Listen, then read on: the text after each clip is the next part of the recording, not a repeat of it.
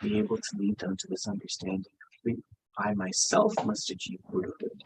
All sentient same state. Bring forth the mind of bodhicitta.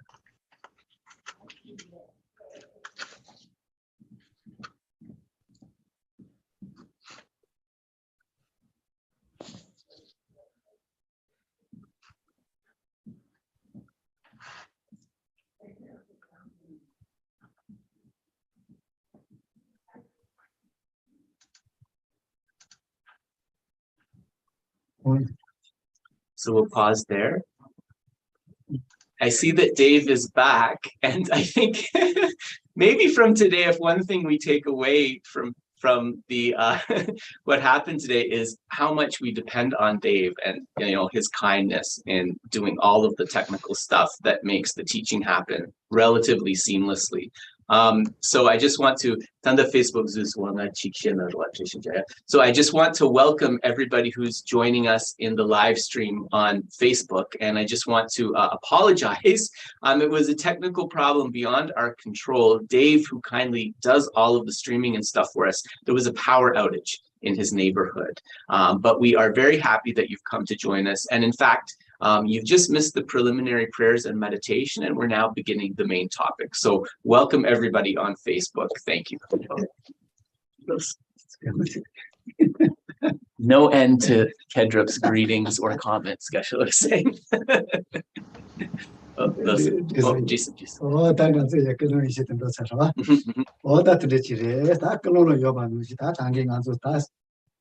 Because that's it, to what you send about set over so you set over and Nika, the Kanga, or let that was maybe with what's you know, but I did to the person the cash in the kind of ranching me about you already. So Geshe was just saying, in terms of our motivation, right? We talked about bringing forth this motivation of bodhicitta so that we are able to cultivate the bodhisattva path and practices, and also so that we are able to reach the state of Buddhahood or complete enlightenment. In addition to that, Geshe said that we talked a lot about the lack of inherent existence or the lack of natural existence. An awareness of that lack of inherent or natural existence is something that is really important to keep all through our cultivation at the beginning, the middle, and the end.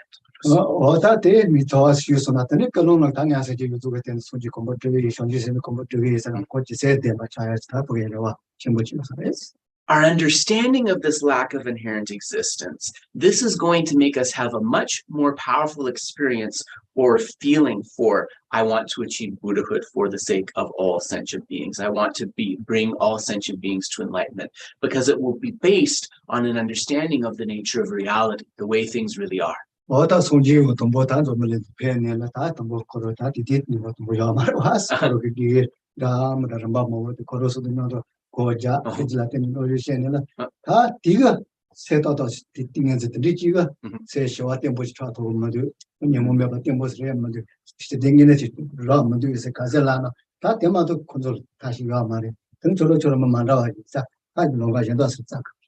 So if we look at the Buddha's experience, right? If we look at the Buddha's experience, and we're talking from the aspect that he was an ordinary being first, and then he achieved enlightenment.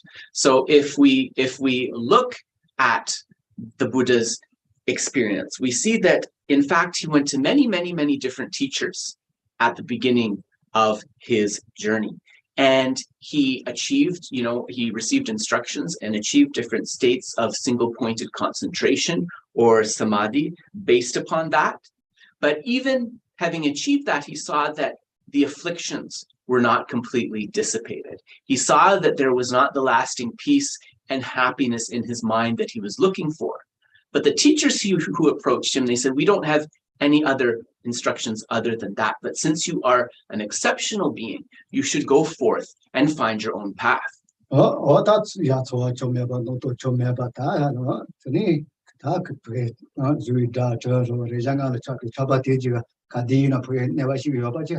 지금 뭐 돈이나 걸어서 놀래 지금 Also the maybe so to be 제가 되죠. 대체다. Yeah. 뭐 수치 뭐 저기 요.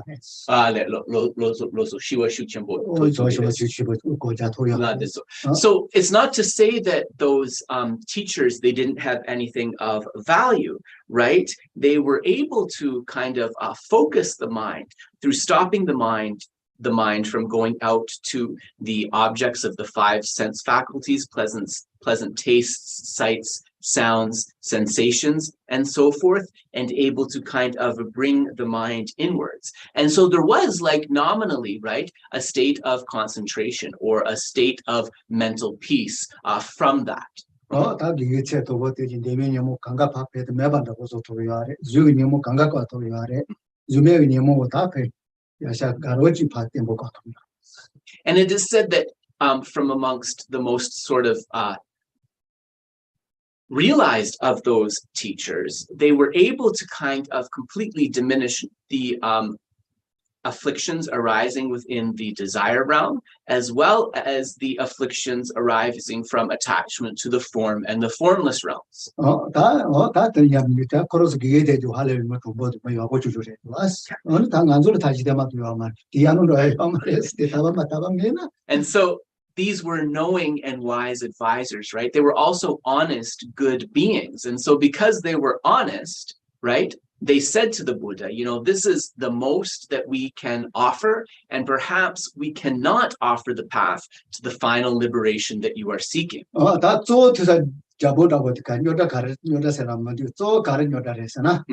코로스기나 핀보코로 코와레 거기야 거다 갈때 몸에 받지래 되는 너아세 땜부지래 로지지 좀 손 디톤이 조조 다 거잖아요. 제가 있자 디니 다 땜부지래 아부처요. So the lack of progress or the lack of the final realization that these teachers were experiencing, Geshe said, well, first he said the five aggregates, but maybe let's set those aside. The reason that they weren't able to achieve that final liberation or that final state of peace is because their meditations, their cultivation, or their practice was sort of predicated. It was based upon this idea that there is a self-existent, an inherently existent I or self, something tangible and stable. And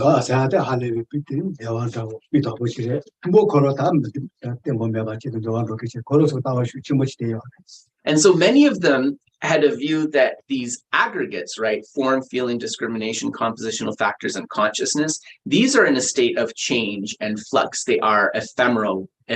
They can't lead to anything lasting.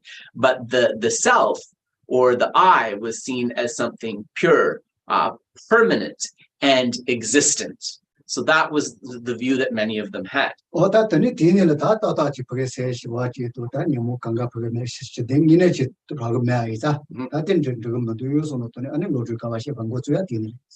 so really, in terms though of views, because of that view, having a peace but not having that lasting permanent peace, where the afflictions are cleared away completely cleared away, right? This was the limitation. So he had to seek something beyond that.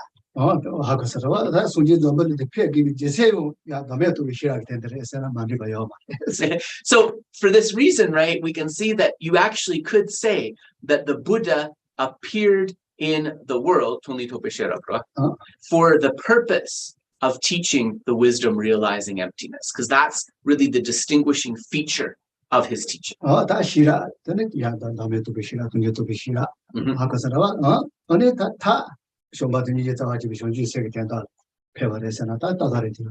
If you wanted to make it more holistic, more complete, you could say that the Buddha appeared in this world primarily to teach the wisdom realizing emptiness and the wisdom realizing impermanence, as well as to lay out the path of method through cultivating love, compassion, and arising bodhicitta.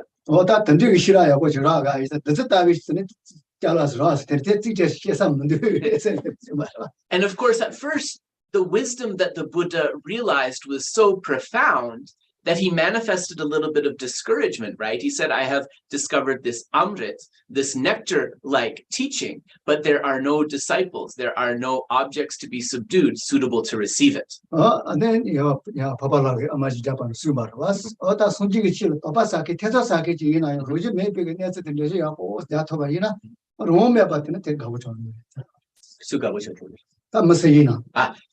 Okay, so in the 400 verses, Arya Deva states, yeah,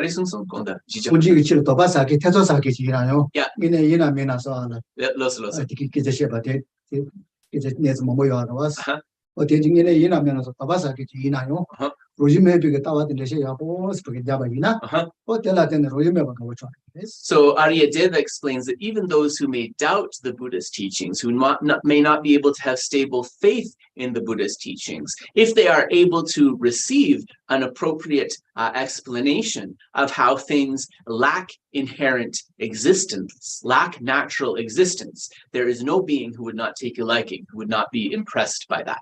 And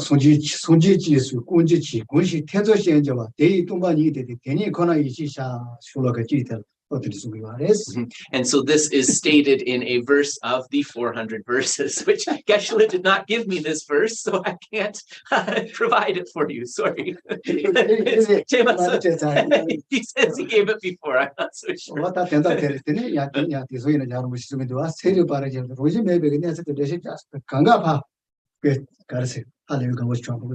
And His Holiness the Dalai Lama has also reflected that in his dialogue with various scientists and so forth, right, they do have a liking and an appreciation for this view of a lack of inherent existence.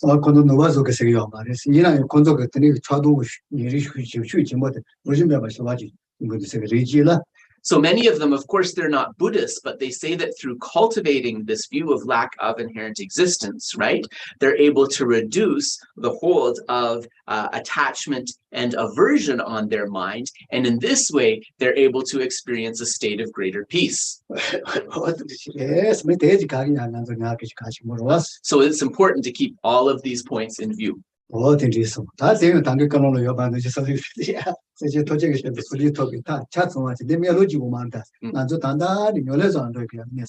And so to be able to achieve the state of complete Buddhahood for the sake of all sentient beings, let us be clear that this King of Prayers is not merely a prayer of aspiration. It is also all of the points of practice that we need to cultivate towards that.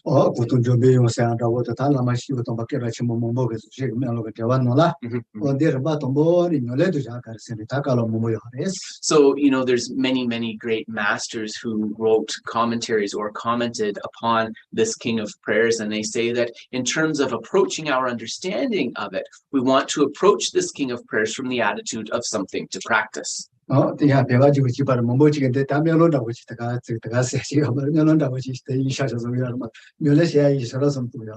this is kind of a mistaken idea, and a mistaken idea that many Tibetans have too, right? That this is like sort of a prayer that we recite in sort of a nice way, but not seeing this as actually steps that are described that we're supposed to practice, that we're supposed to cultivate.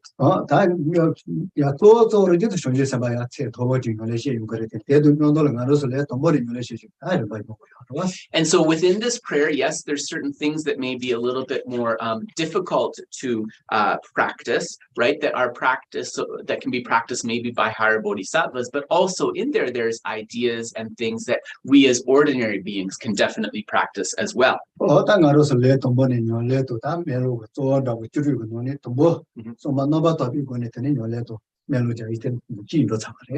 And so then in terms of these outlines that we talked about, these outlines of the prayers, we talked about, for example, the prayer brought forth through that pure superior intention. The laksam nam dakta, which is so the practice based upon that pure way of thinking or intention.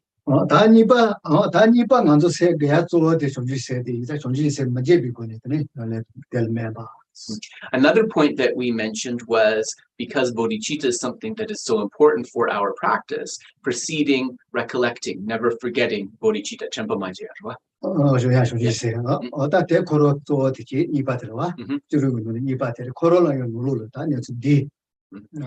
And so that is the second within the 16 main outlines. And then within that, there are actually 7 outlines within that, not forgetting bodhicitta point.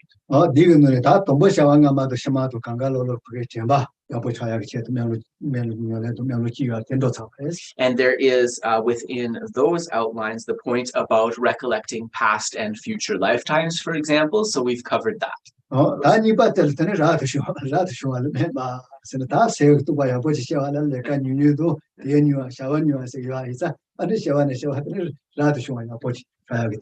And the next one that comes, and actually we had a bit of a discussion because someone asked a question about this last time, is leaving the householder's life, right? Leaving the home life so that one has like less distractions, less responsibilities, and can cultivate. So we talked a little bit about that.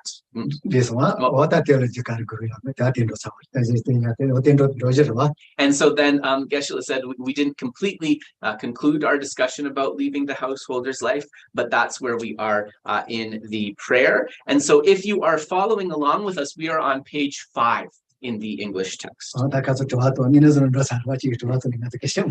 So actually we kind of went along a little bit more before, and Geshe was just explaining that was because somebody asked a question actually on the basis of which we had a discussion. So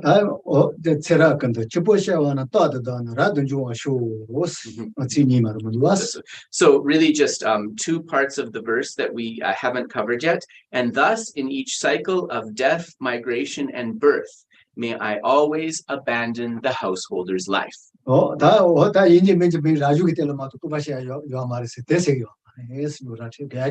And just to be clear, we're not saying here that only monks and nuns, that only people who have left the householder's life are able to generate Dharma realizations. So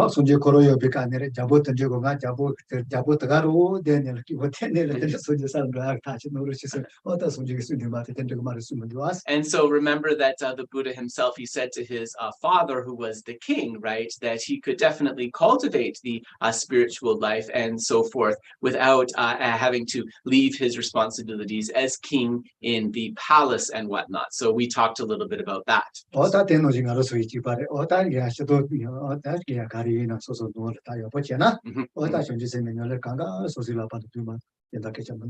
So we understand that if we cultivate in this way, then definitely all of the opportunities are within our hands, right? There is nothing from the bodhisattvas, a path that we are totally incapable of practicing.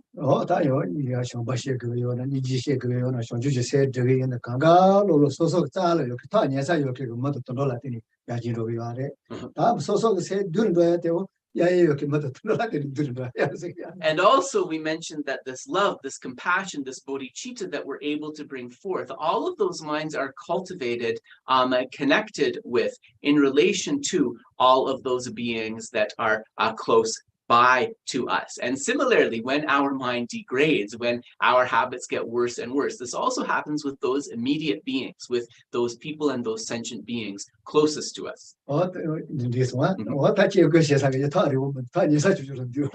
So actually, all of the objects that we need to cultivate our analytical meditation, they're not things that are far away. They are all things that are very close to us.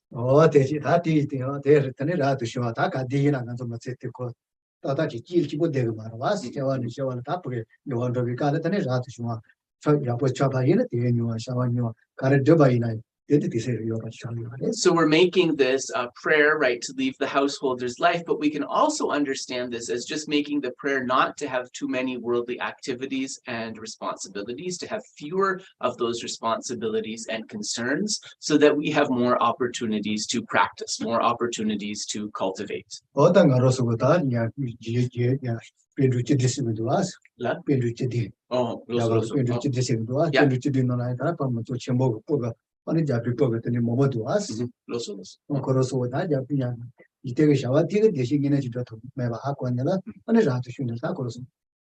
If we look at, for example, the 17 Panditas of the Nalanda tradition, you see that many of those 17 Panditas, not all, but many of them came from quite well-off families, even like royalty or nobility and so forth. And so they had very good situations within samsara, but seeing that those things were not leading to a stable type of happiness, right? They abandoned the householder's life and they took up that monastic lifestyle. Oh, did you watch it? This one?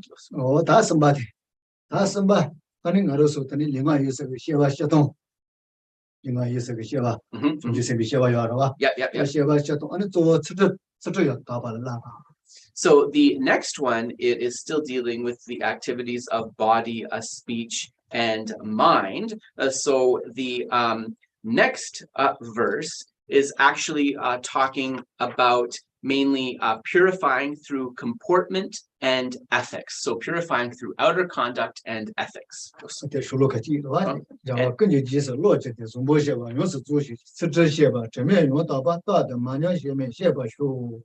Then following in the footsteps of all the Buddhas and perfecting the practice of a bodhisattva, may I always act without error or compromise, with ethical discipline, faultless and pure.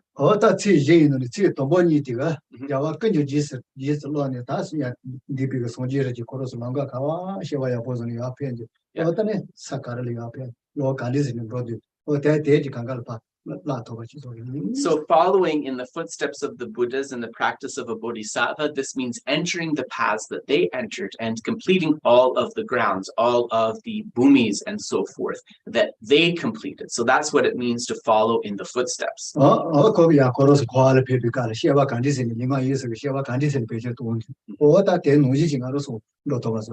So when those holy beings came into samsara and were cultivating, what was the ethics, the behavior of body, speech, and mind that they cultivated? So that behavior, that ethics that they cultivated, I myself will also cultivate.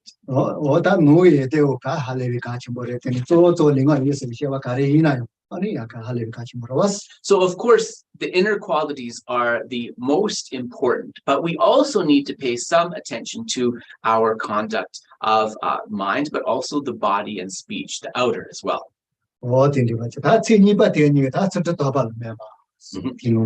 And so then that's the first part about that purity of comportment. And then the next two lines, these more relate to ethics. So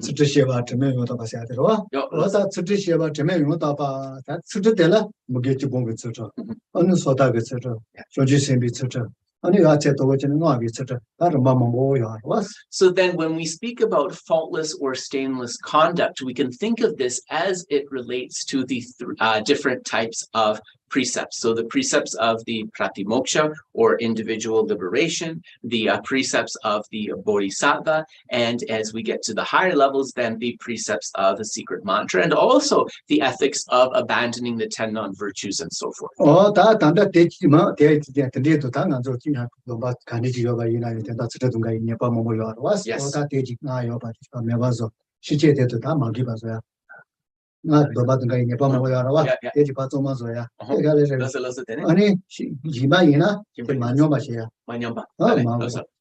So also praying that we are able to purify any of those disciplines, those precepts that we may have transgressed. And also if we have not transgressed those precepts, that we may continue to guard them and that they may be even strengthened and more flourished.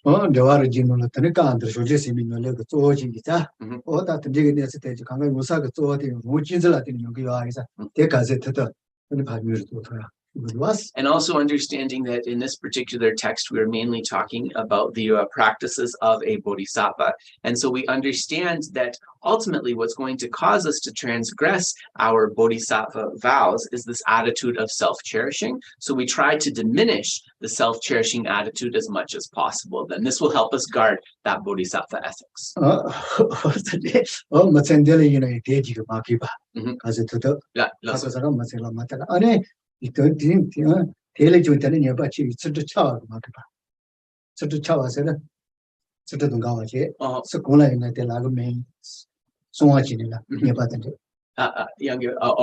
sotum chik yapo machana di mabea.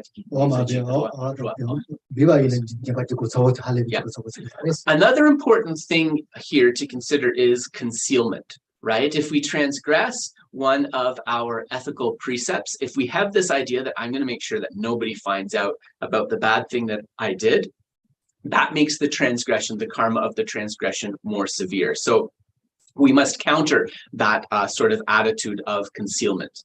So,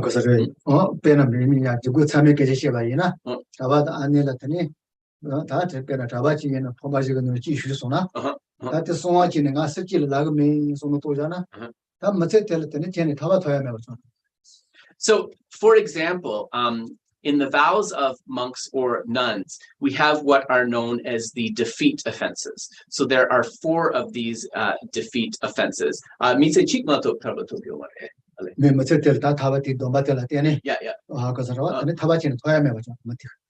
So if one has a defeat offense, which, that is a disrobing offense, and one conceals that, doesn't want to tell anybody, then that means that those vows will not act as a cause of individual liberation in that lifetime.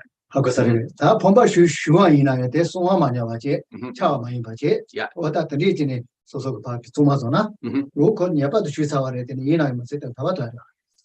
is said that if one incurs a defeat offense but does not conceal it, then yes, one has to disrobe. But if one practices diligently, because one did not conceal that offense, it is still possible, difficult, but possible to achieve liberation in that same lifetime. So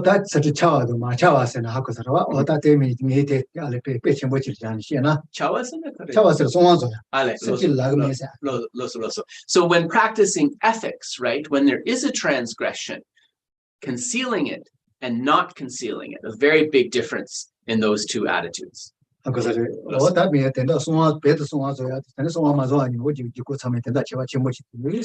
really, making it and maintaining it as a kind of a secret, or deciding to be honest about that transgression, there is a great difference between those.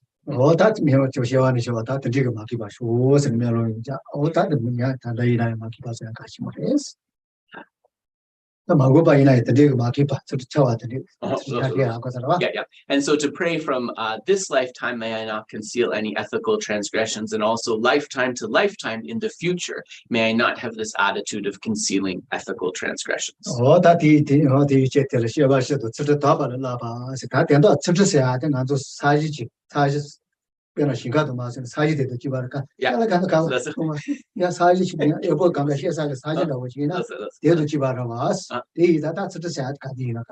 So that concludes the discussion of this purity of comportment and ethics. And ethics are seen sort of as like that field, right, where we're going to plant all of those seeds. And so having a pure and sort of fertile field is very important. So in this way, ethics are absolutely crucial to our practice.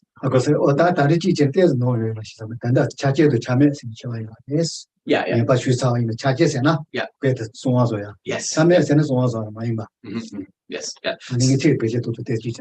So Geshe said that in terms of the use of this term concealment, he's not sure if it was the actual proper, precise use of this term, but the idea is hiding, right? Hiding a transgression that has happened or not hiding it. Sometimes these things have very specific definitions.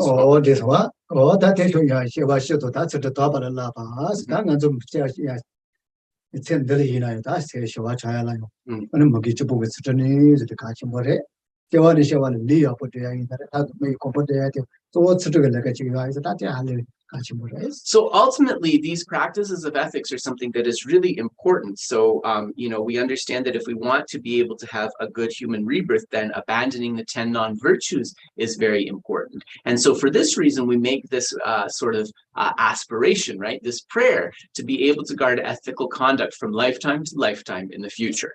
So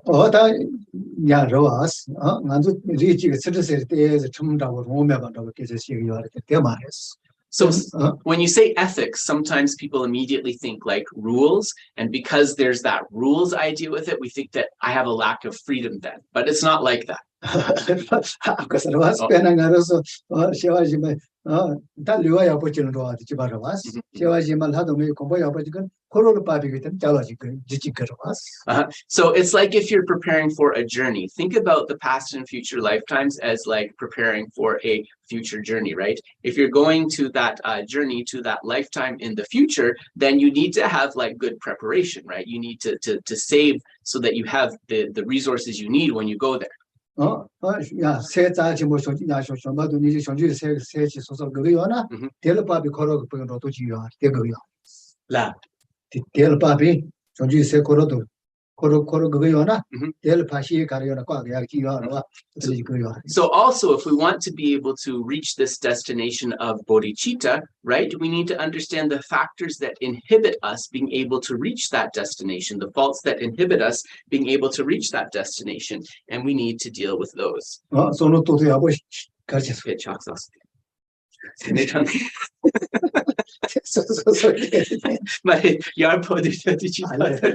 I just saying to Geshe, when I bent over to change the sound on the computer, I broke my glasses. Anyways, but the show must go on regardless.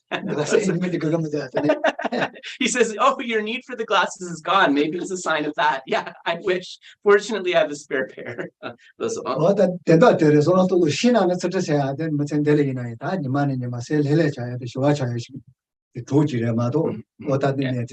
But also in terms of ethics, right? This is not something to make you feel like nervous or constrained. It's actually said that the practice of ethics should be something that makes you feel more relaxed and more at peace, also on the day-to-day level.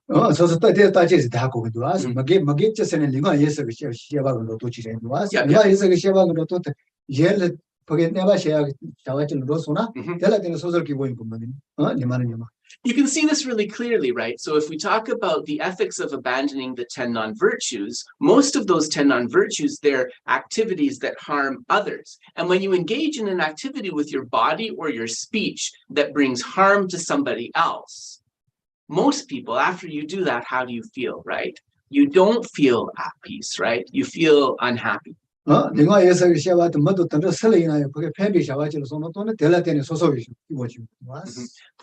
you use your body and your speech and even your mind to bring happiness, to take care of others, as a result of that, the mind is peaceful and happier, right? We can see this. Oh,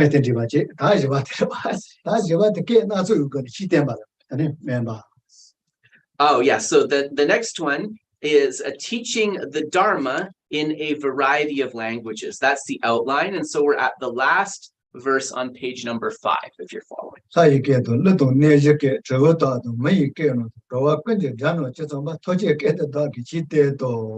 May I teach the Dharma in the language of gods, in every language of spirits and nagas, of humans and of demons, and in the voice of every form of being. So Jito then the Zombala de Penata, the Lord of Tajil Shishabat and Haku Maritene. Ina Mugachil Majapa Momotura Momo, to Momo Shisha Bicala, see Jima to Masheba in Musso Modaco. Came in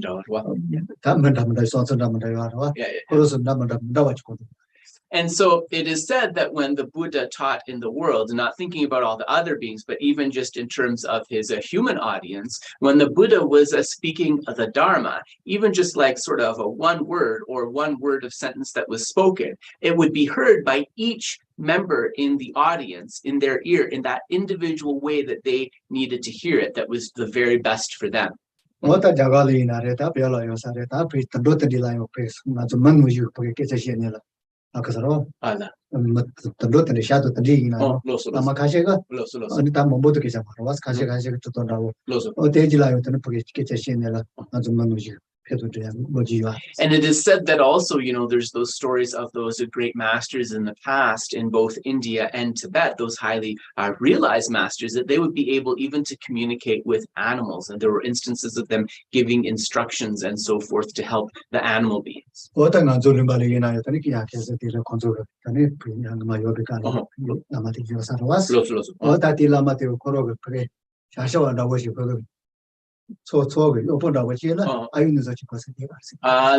And so even, not all of these things were necessarily very far in the past. One of the lamas was said to be around during the time of Khensu Delek Rinpoche, so a great teacher Geshe, who's Geshe-la's uncle.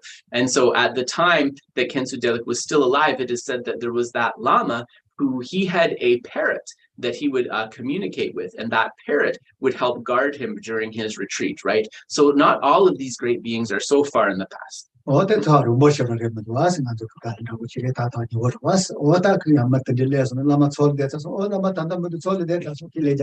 Yeah, so the parrot was perfectly trained, and the Lama was able to communicate with him just like a friend. So when he would be in retreat, he would instruct the parrot, to tell people, please don't come in because the Lama is doing retreat and so forth.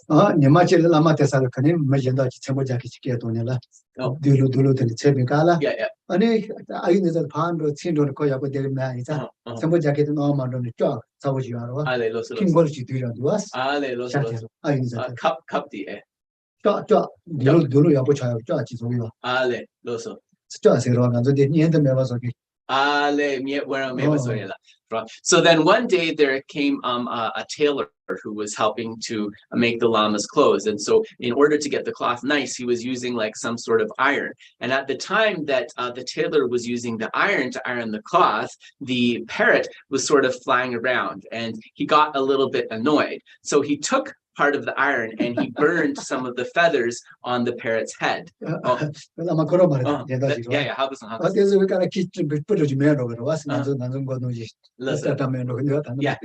And so after that, the parrot became a bald person, just like Geshe-la or myself, right? There was absolutely no hair on the top, no feathers on the top of his head.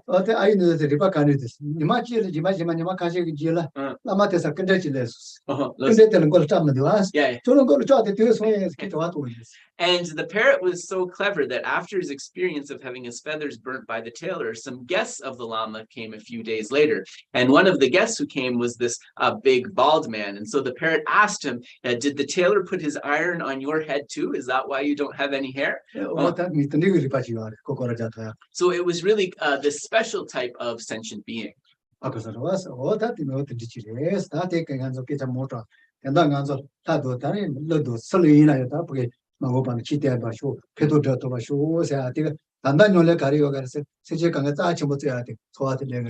So we're praying to be able to benefit all sentient beings in this very complete way by being able to speak any language and having them be able to understand them and so forth. So we could ask, on the basis of what do we accumulate the causes of this? We accumulate the causes of this through a mind which cherishes others, through a mind which wishes to benefit others.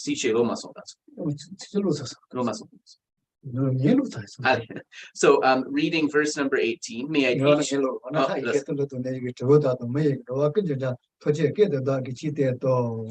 teach the Dharma in the language of gods, in every language of spirits and nagas, of humans and of demons, and in the voice of every form of being.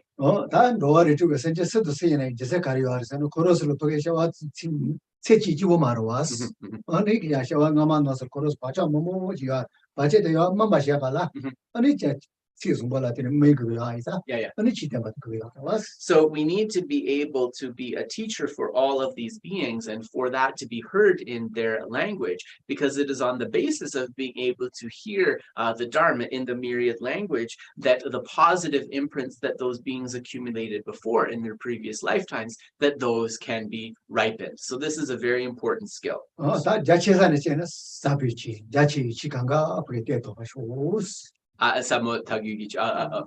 And to also to be able to speak the Dharma perfectly, all of the Dharma from both the lineage of the profound view and the lineage of vast conduct. And in this way, able to lead all sentient beings to that state of complete Buddhahood.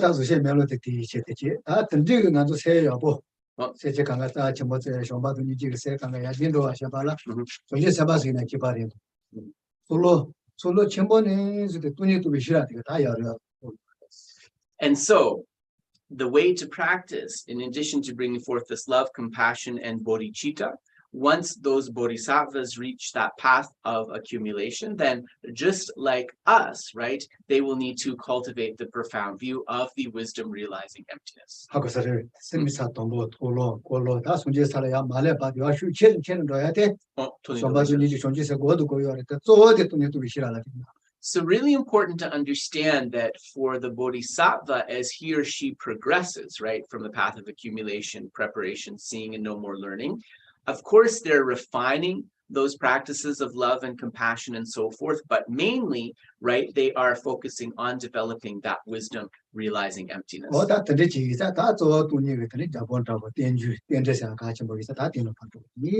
And so then in terms of one of the king of reasonings for emptiness is dependent arising. And so for this reason, we will now turn our discussion to Lama Tsongkhapa's text in praise of dependent origination. And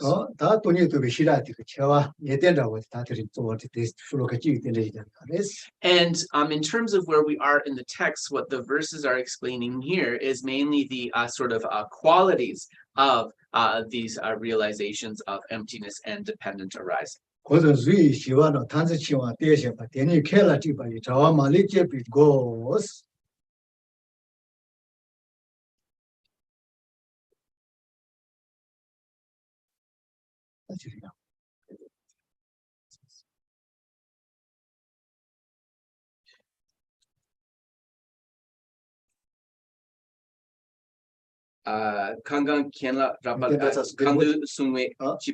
So we are on verse number 6. So I will read it out. By grasping at it, the childish strengthen bondage to extreme views. For the wise, this very fact is the doorway to cut free from the net of elaborations.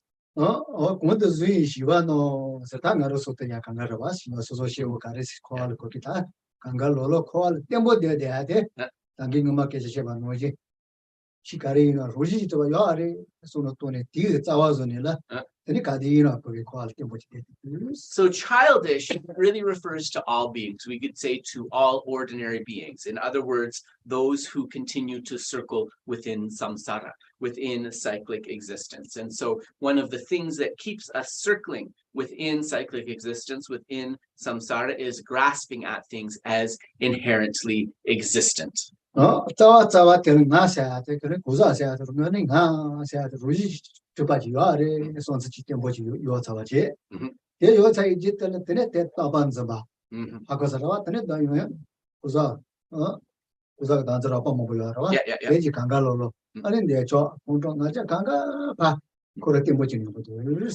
because of grasping at things as inherently existent, and especially because of grasping at the I or at the self as being inherently existent, it then follows that we grasp at permanence. And then from those types of grasping, we have experiences of attachment, aversion, and so forth within samsara. So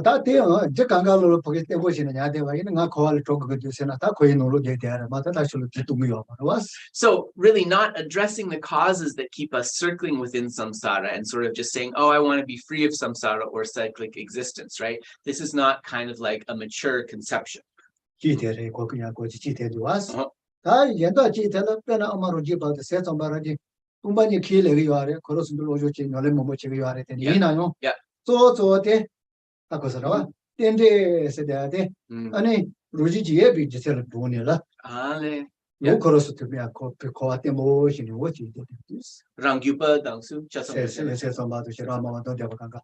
So another thing that is important to explain here is that when we speak about dependent arising, apart from the Majjhimika Prasangakas, from the middle way consequentialists, the other schools of thought, right, like the Majjhimika Sautantrika, the Chittamantra, the mind only, and so forth, rather than seeing dependent arising as a reasoning that confirms emptiness, they posit that dependent arising points to some sort of existence. 아까서와 어떤지 지래. 그 스타용 내지 시기지 되니 켈라티 바이 저와 말이 제비고 로지 잡아 요 말이 때데에서 대한 개바지 이나나 로지 잡아 때니 매비지를 하고 도우지. So what it is saying here is for the wise, this very fact is the doorway to cut free from elaboration. We see that actually the person, the mature person, understands that this reasoning of dependent arising actually explains why phenomena lack inherent existence. So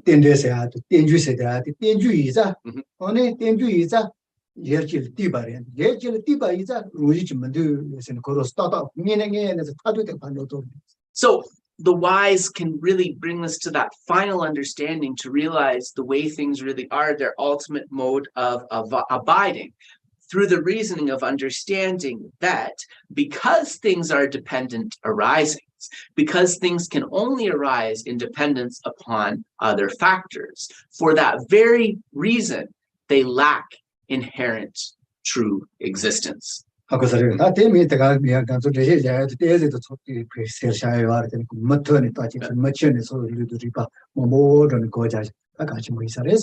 So we can bring forth this idea actually based upon this verse, maybe not so difficult to kind of bring in the mind an idea a little bit about what this is talking about, but then based upon that initial sort of understanding, what we need to do is we need to consult the scriptures, and we also need to use our own reasoning to refine this view even more.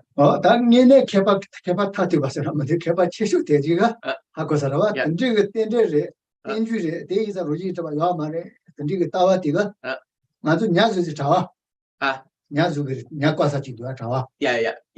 하고 살아 어다테 강가파 내가서 토디 제토디 강가파 토베자와 자와디 시르다데 자와 말이 제비 고 시도와스 Yes, Ale. 자와 세리 Yeah. 아주 제고다고 시세요 제고 냐즈야 냐 강가실로 마들 과로 누가 쫙 시와와 하고 갈래 강가 My it's a catchy treat this the gacheru draws one at the tamodi that's true. 세리어스 자와세나 하고 자와 마토니 제고다고 시세요레스 냐 강가 잼바존이 콘스과디 두와스 하고 다 텐데레 아니 텐주레 데이자 로지스트 바요 마레 달라바티가 자와 말에 뚜비 자와 강가 매워서 토게 되네. So when we talk about the net of elaborations, that net of elaborations is kind of those incorrect apprehensions that are like kind of keeping us in prison. So you think about a net that has all kinds of fish within it, right? And they can't swim anywhere.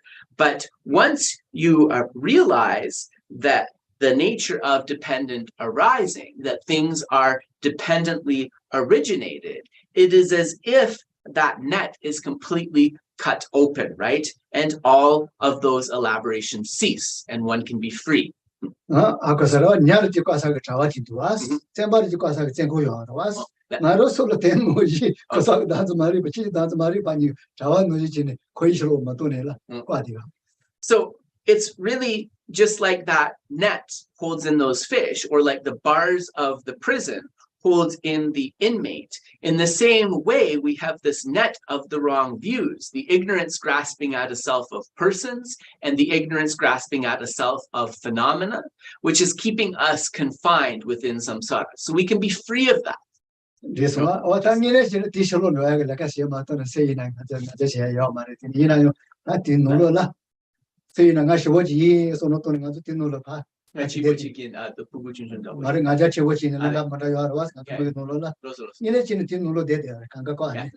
So no matter how proud a person might be within samsara, no matter kind of what achievement they may have thought that they achieved, still, right, they remain within this net. They remain behind the bars of this prison of grasping at the self of persons and phenomena. So in that way, we're kind of all stuck within samsara together.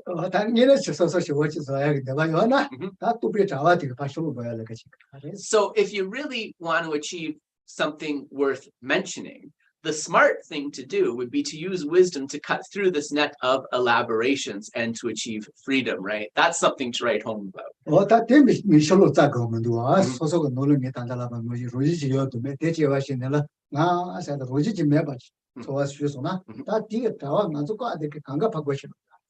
And also, this understanding isn't something that you need to seek outside, you know, that you need to like strive at some sort of fancy thing for. We just need to think about the lack of inherent existence of that self of persons, of that I. Once we realize that lack of inherent existence, we stop grasping at that self of persons, then that net is cut through, right? We are emancipated from prison. 소설 따와 있나래 예를 따와 있나래 대통 점마따와 It is said once we have brought forth this understanding, then whether we look towards ourself inward or whether we look outward towards other people and phenomena, we can see them as being like a conjurer's illusions. We can see them as being like the magician's illusions. 대통 점마따와 세아시 여 가르 통화 있는 대통 점마따와 통화지 요나 대통스는? So empty of true existence, and we see that emptiness of true or inherent existence. We see them as being like a magician's illusion. So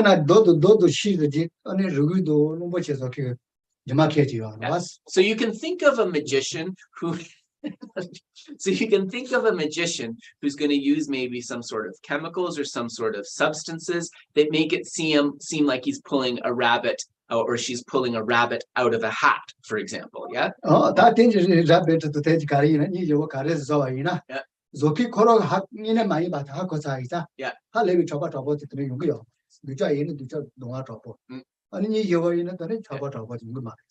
the magician or the conjurer, him or herself, they might pull out that rabbit or whatever nice thing, or maybe it's a scary thing, and they'll see that rabbit that they've pulled out of the hat. But the thing is, because they know that this is just an illusion that's coming from some sort of chemicals or special effects that they were using, their attachment to the rabbit or their aversion to that scary thing that's happening, that's not going to be arising so much, is it? Because they know that it's not truly existent.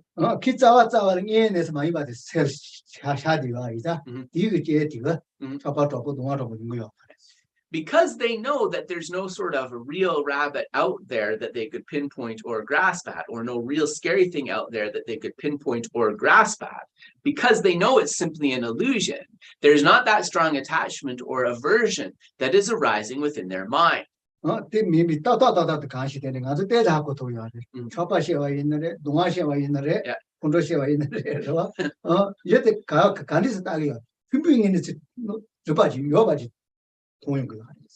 Whether through the lens of attachment, aversion, anger, or whatever, right? We can see that in the moments when the mind is disturbed like that, we think that there is some self or object that is definitely pinpointable based upon the aggregates.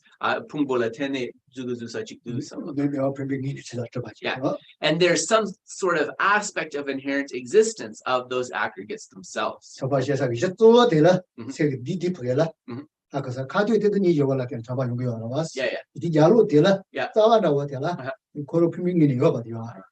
So, for example, when we have attachment to an attractive object, the moment that we have attachment to that attractive object, right? The attachment seems like the problem, and it's part of the problem. But ultimately, that attachment can be traced back to an ignorance that thinks that there's some sort of attractive object independent of the aggregates, or that those aggregates are existing from their own side. So that's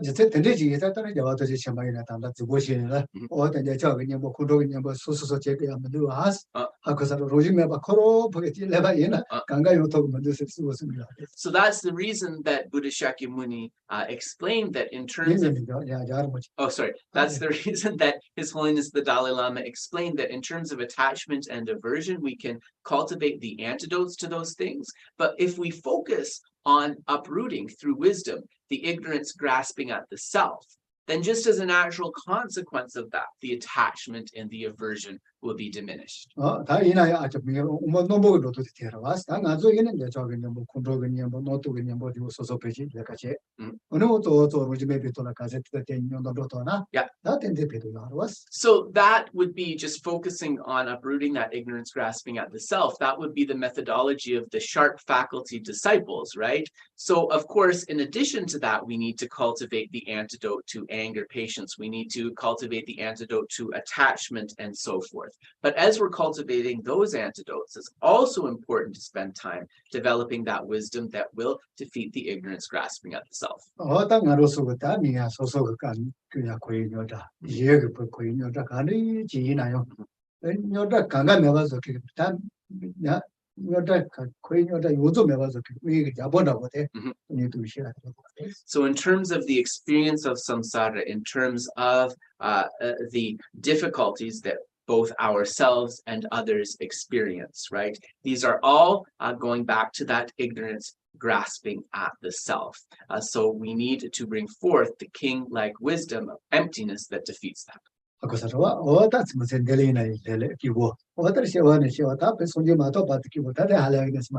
So then in this way, when we realize this, not only will we be happier in this life, but we will be happier in lifetime to come, all the way up until Buddhahood. So that really is a wonderful thing.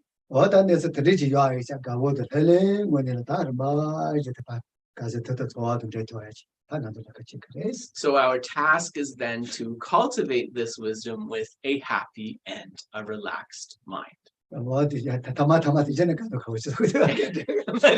Sorry,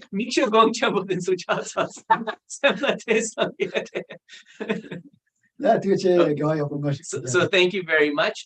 We will dedicate the merits here, and then of course if people want to stick around for questions you can, but if you need to go, that's also fine. Jowa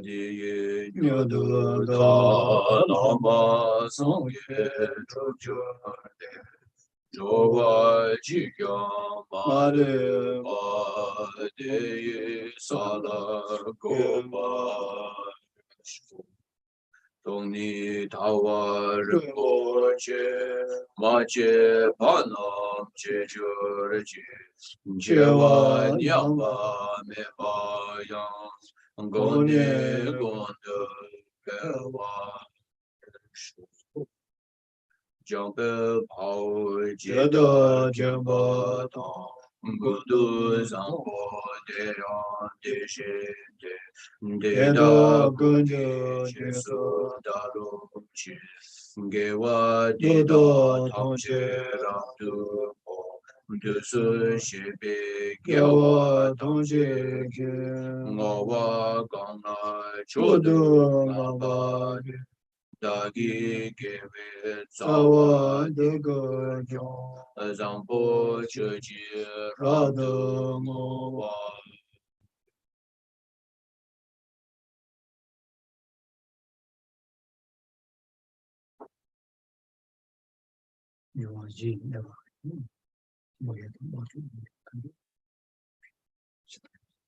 May any disasters connected with imbalances in the four elements be completely cleared away. Similarly, through these merits, may all the wars in the world, as well as diseases, be completely dissolved.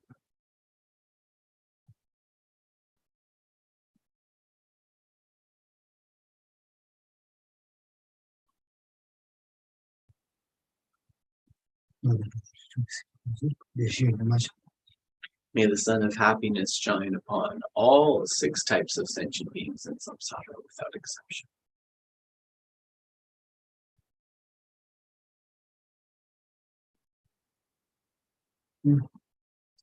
So we'll pause there, and I will turn up the volume in case there are any questions. Yes.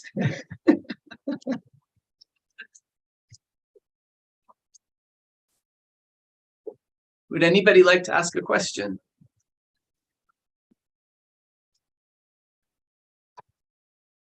Is Dave there? Yeah, I'm here.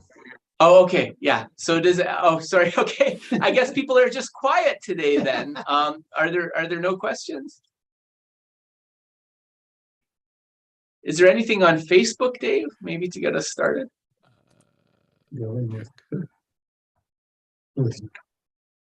Yingi mar.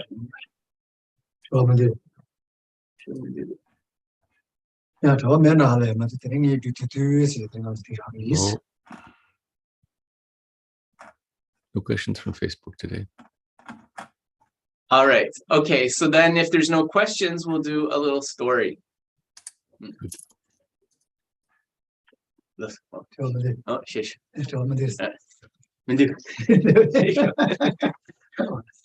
Oh, that's a good story. When I saw you, the catching the machilla, and the tower, the mobile, the name, you know, that me never to us. I mean, not much. Oh, so then one day when the Buddha was abiding together with an assembly of bhikshus, there approached a man who was unable to see. And then Tava Ganga was at the coach, shooking our Yavon, Koropa, seemed to Komjan, Kumajan, Koro. Should go some go to us, And so he was a person of faith, however, this blind man. So because he knew that the bhikshus were sort of in the area, he would sort of wake up early and he would walk and he would meditate. What at the Chenica, Kadina Goja, Taki, Koropeta, young Maripasa Yoga, the Dilatene, and in Big Matwa in a Maseter Gojan, Pedikitavata.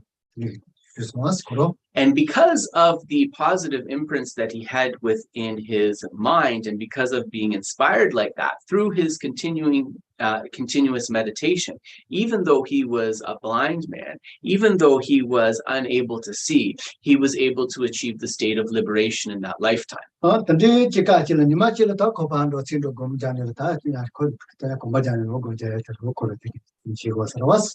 And so he enjoyed especially the walking meditation, which is where just being mindfulness of the sensation in your body, you walk back and forth in a singular direction. Oh,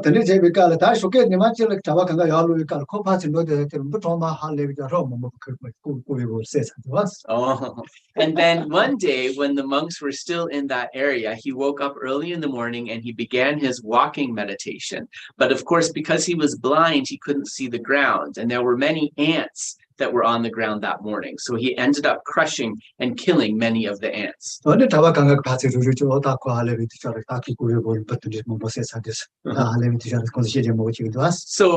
of the bhikshus, many of the monks, they were actually criticizing him, and they say, look at that terrible person, doesn't even care about any sentient beings, just walking around when there's all those ants on the ground like that and killing them. And so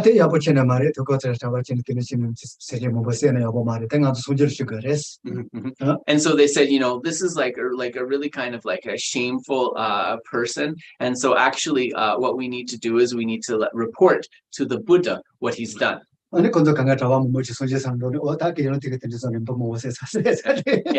And so then they went to the Buddha and they said, there's this practitioner and he killed all of these beings.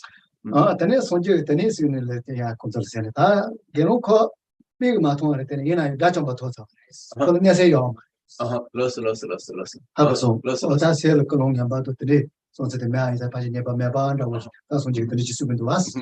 so then the Buddha said that actually this man, I'm sorry, it turns out he was also a monk. This man, although he has this vow not to kill, right?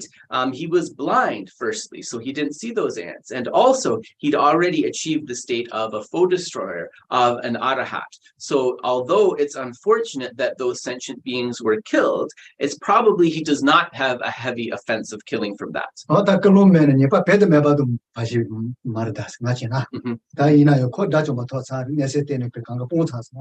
So we understand that when we speak about karma, right, the motivation is what determines something as heavy. And we know he didn't want to kill them. And also, because he had achieved the state of an arahat, the mind wishing to harm would not even be present in his continuum. So although we can't say that there was no fault at all, there was not a heavy transgression here.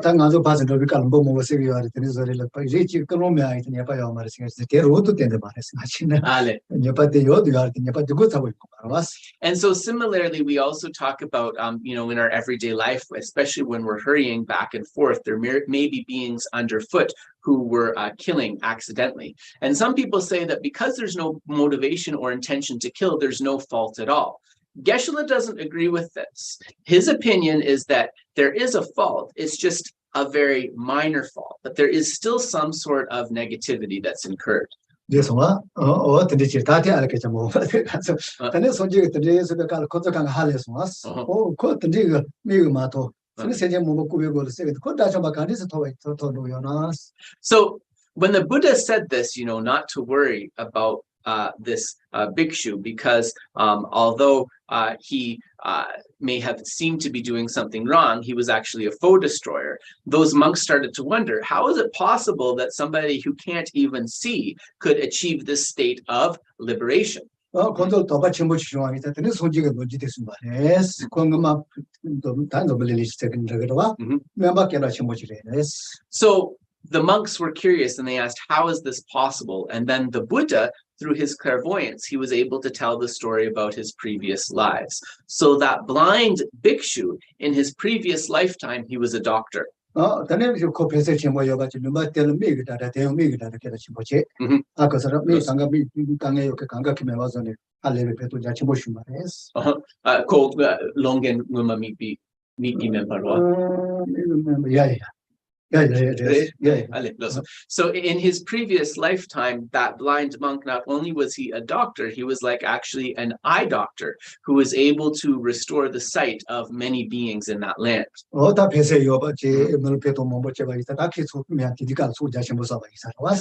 And because when he was helping those beings, he had a wish to benefit and to help them, on the basis of that, he accumulated a vast accumulation of merit.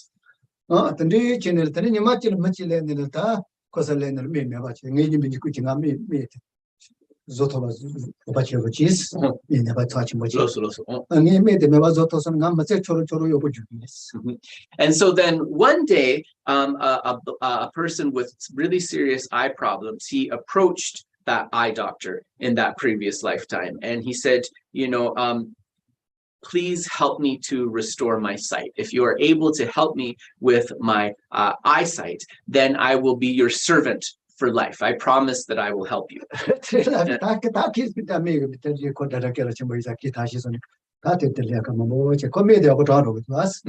Yeah. So then on that basis, from the eye doctor, he put all different sorts of medicines, and eventually his eyesight was restored somewhat, the eyesight of that man.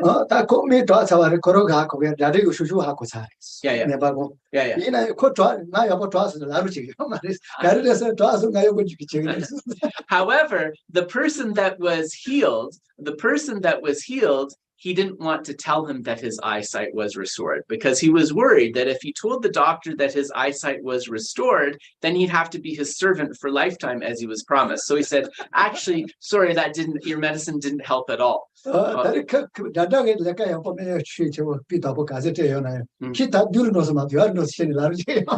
the doctor continued to try to treat him, and the man said, oh, no matter what you do, it's only making my eyesight worse. There's actually no improvement. So then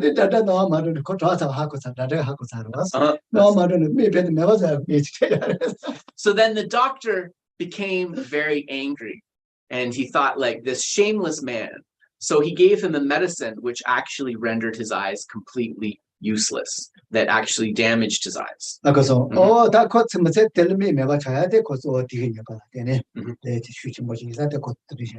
so because in that moment of anger, the eye doctor wrecked the eyesight of that dishonest man, that was the cause that had him reborn as a blind person in that future lifetime. However,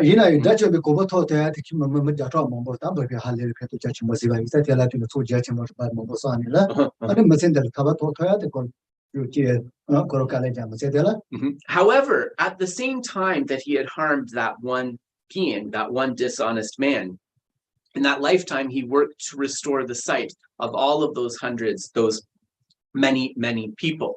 And so because of the merit of that, actually, because of those vast merits, that is why he was able to achieve liberation, able to achieve the state of a foe destroyer. Oh, that you can do. Me, never see you. So you have So a really encouraging story, because we understand that even if you have like a serious, like we could say, challenge, right? Like you're a blind person, that doesn't mean that you can't achieve liberation, right? Liberation is still possible. Oh, that thing I don't be me. You have a me. So we should think that, right? If liberation is possible for a determined person who is blind, then those of us who have both our eyesight, how much more possible it is for us, right? So we mustn't get discouraged. And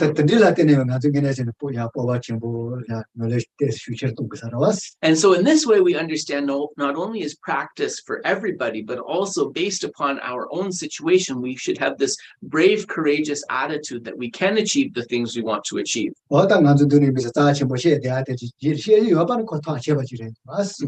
Yes.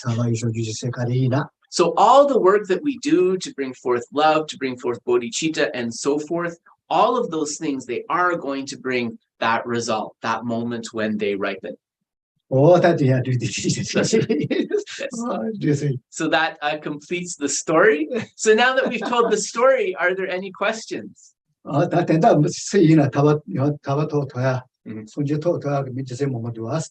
So there's many reasons, and actually many stories in the scripture, that affirm this view that the achievement of liberation, the achievement of Buddhahood or full enlightenment, this is a door that's open for everybody. These are things that are attainable by everyone.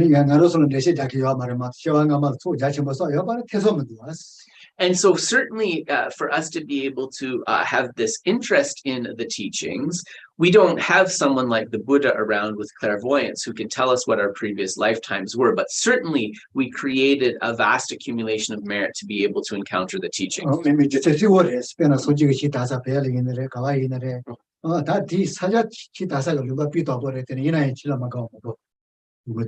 And we have this interest in the Dharma, and that is something exceptional, because even in places where the Dharma flourished or once flourished, right, in Buddhist countries, in places like Tibet and so forth, even though the Dharma is nominally flourishing in those places, there are many people born in those countries who have no interest in the Dharma, don't want to invest any time in the Dharma.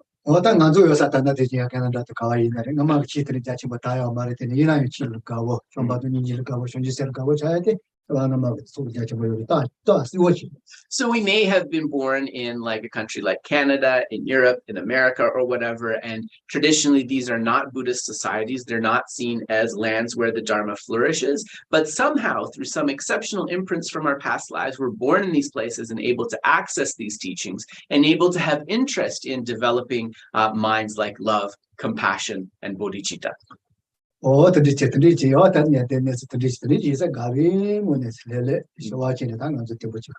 So understanding our good fortune and understanding this opportunity and the positive things we have, then we should bring forth this wish joyfully to engage in the practice in a relaxed but steady way. So thank you very much. And unless anybody has a question, I guess we will finish the session for today. I wanted to say, Kedrub and Geshe, how wonderful that story really was. And I guess what I wanted to ask is that, I'm working within a context of an interdisciplinary team, in a hospital, and, just struggling with integration of that team.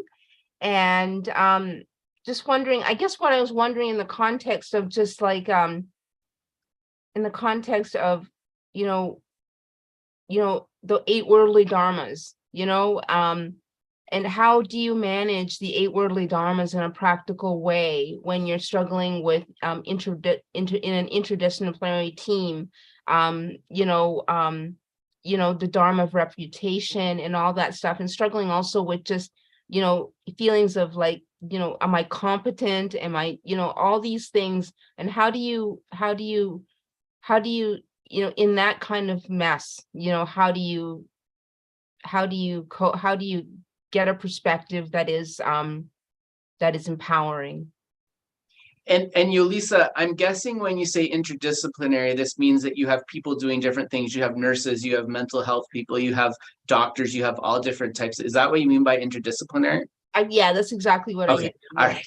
Sorry, it was a big word. I just wanted to make sure that I got it. Okay, yes, okay. Nganso di ko leka di ruwa dene menkang namula gi leka cheki tu ruwa dene konso di lenkang natsop ne perna semgang rikpa yore doctor denso yore menchap yore choluki netso chik yore dene konso chatsang wanyamdu leka cheya tets thale kapo re duas dene mi mambo nyamdu leka cheya nyamdu gi leka cheya dege de jikten je nyungru thangya khandes tabuchi sogores tabuchi karinsana di jikten je mambo yona dene koronso di nebadenso robache gi mikyu tes nyamdro gi duarwa di khandes chi mebaso jikten je di 이때 치제스나 이때 치제스는 또 가르쳐.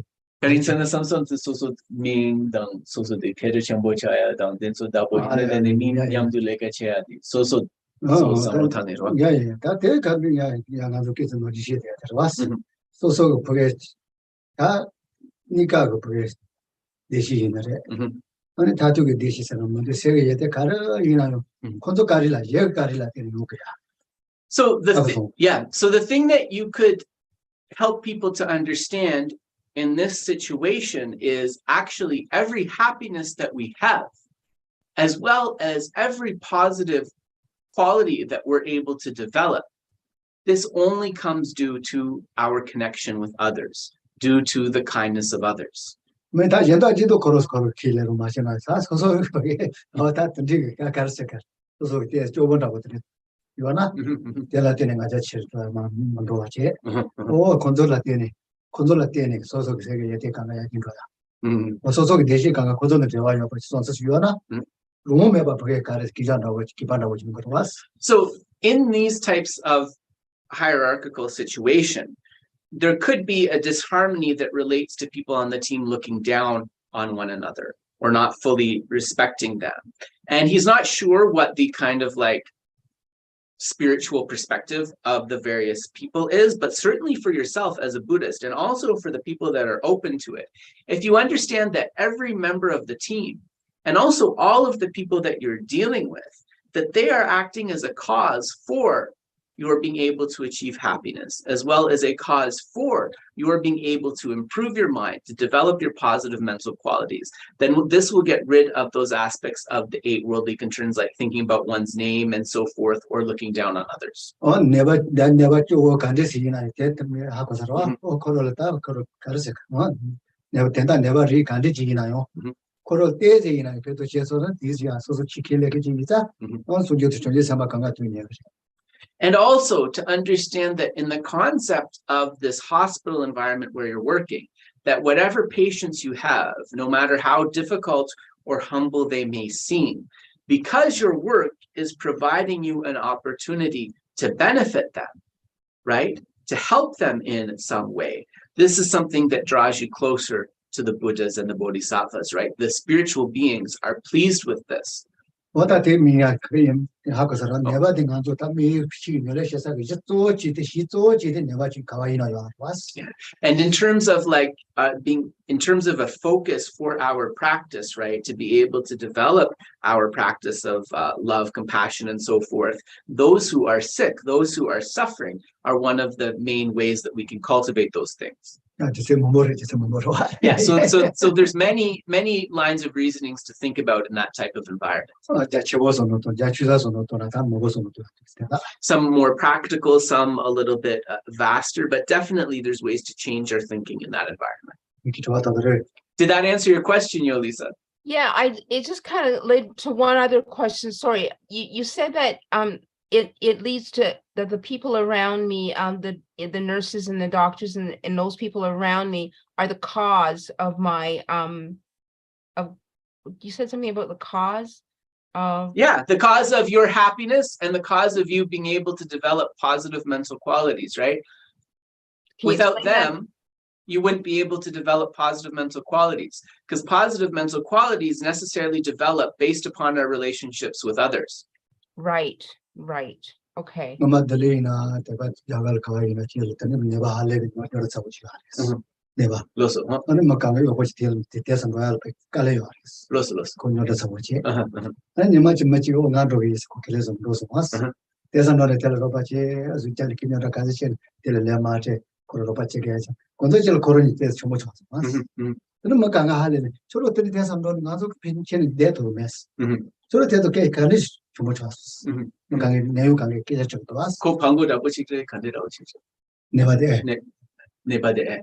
Yeah. So Geshe was reminded of another story about there was like a very seriously ill person some in one of the large Indian cities, maybe Delhi or something like that, and he was also extremely difficult to get along with, and he would just kind of like very abusive to people. He would be in their way when they were trying to walk into different places, and it created all kinds of problems. But there was one man who said, okay, I'll try to go and deal and establish some type of relationship with this person. And he went and he started to talk to him, and slowly they became like a little bit friendly, and sure enough, the kind of more problematic aspects of his character, they diminished.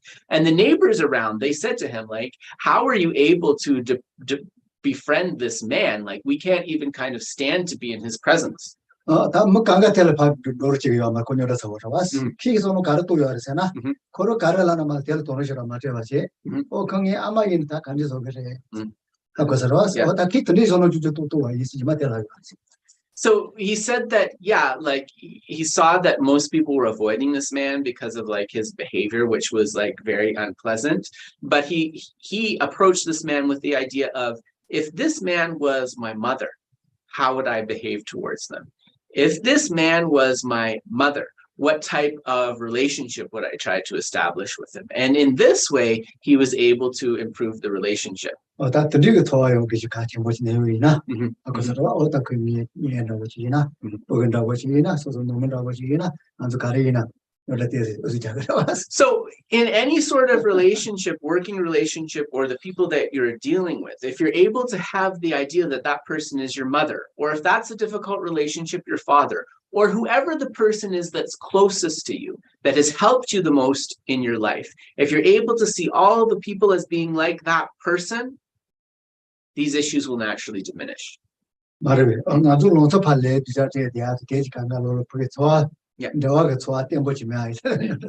So what happens is we feel offended, or we feel hard done by somebody in the team, right? And then because that unpleasant feeling arises, we want to answer back. We want to say something back to them. So how can there be a harmonious, cohesive team based on something like that, right? So if everybody sees each other as that person, as being like that person who is closest to them, as being like their family member, on the basis of that, they can work together more efficiently. So hopefully that gives a few more ideas related to that question. Is that all right, Yolisa? Yeah. Okay. Yeah. So I guess, and thank you, Yolisa, for asking a question. Also, it was good that we got a question in today. But if there are no more questions, we're at the end of our time. So let us end the session here. Thank you so much, everybody, for coming, and thanks for the patience with our technical difficulties. Thanks, everybody.